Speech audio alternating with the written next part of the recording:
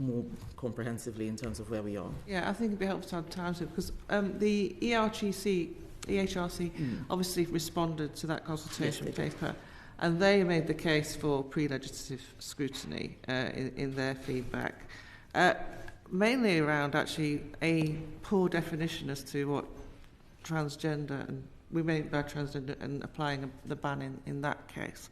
I mean, from my perspective, I think the ban as on LGB is really straightforward, but without a proper definition of what we mean by gender, then it does become more difficult. So there is that decision to be made. But following that response from the HRC, obviously some elements of the LGBT lobby have made representations for the UNHCR to look at the HRC. And I just wondered what your reflections are on that, because for me it's very disappointing that they've done so, and what discussions you've had with them about those representations. I think it is extraordinary that they have attacked the EHRC in this way. That is the body that looks after human rights and equality independently.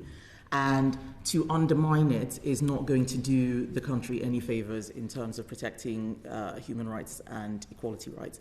I think what we're seeing is an increased politicization of this space, where people are no longer able to look at disagreement as a disagreement in terms of an approach, but look at anyone who has a different opinion as being part of a particular camp which should be attacked. I think, and I said so on the floor of the House during Equalities Orals, I think it's disgraceful the way Kishore Faulkner in particular has been attacked. We spend a lot of time and effort trying to encourage women and people from an ethnic minority background to be more visible in public life, and to have someone like that be attacked in such a way, I think is appalling, and sends a signal to, and I say this as a black woman myself, it sends a signal to people from ethnic minority groups that you're treated differently when you're running those bodies. And I think that actually Parliament, given that she is a parliamentarian, should be coming out more strongly in her defence.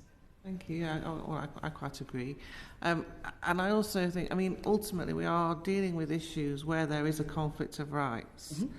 And from my perspective, I think the political establishment has failed to acknowledge that conflict of rights actually exists. And frankly, I pay tribute to the AHRC for actually finally grappling with this, and the suggestion that this country needs to be referred to the UN for human rights abuses is extraordinary. I think that's also a good point, because many of the countries who would be adjudicating are countries where homosexuality is illegal.